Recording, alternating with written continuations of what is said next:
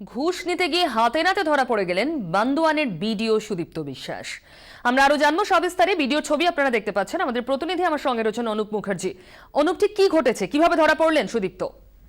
আপনি দেখো, বান্দোয়ানের ভিডিওর দিকে কিন্তু একটা নজর ছিল, গুঞ্জন ছিল যে এই ভিডিও দুর্নীতিগ্রস্ত এবং বিভিন্ন সময় নানান অভিযোগ চাউর হয়েছে এবং যেটা প্রশাসনের কাছেও হয়তো বা খবর ছিল।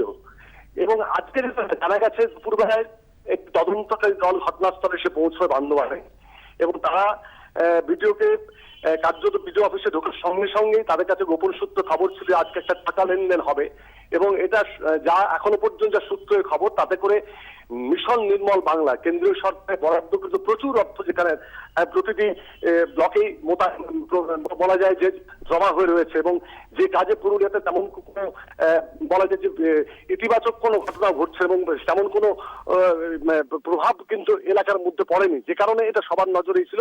এবং আজকে হাতে নাতে ধরা পড়ে, টাকা লেনদেনের সময় হাতে নাতে ধরা পড়ে যান ওই ভিডিও এবং তারপরে দীর্ঘক্ষণ জেরা চলে।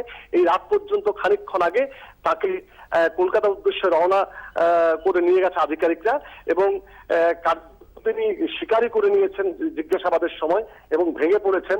তাকে স্থানীয় হাসপাতালে মেডিকেল করা হয়েছে এবং এখন হয়তো এই সূত্র ধরে এই ধৃত ভিডিওর কাছ থেকে আরো অনেক তথ্য পাওয়া যাবে, কি ধরনের দুর্নীতির সাথে তিনি জড়িয়েছিলেন।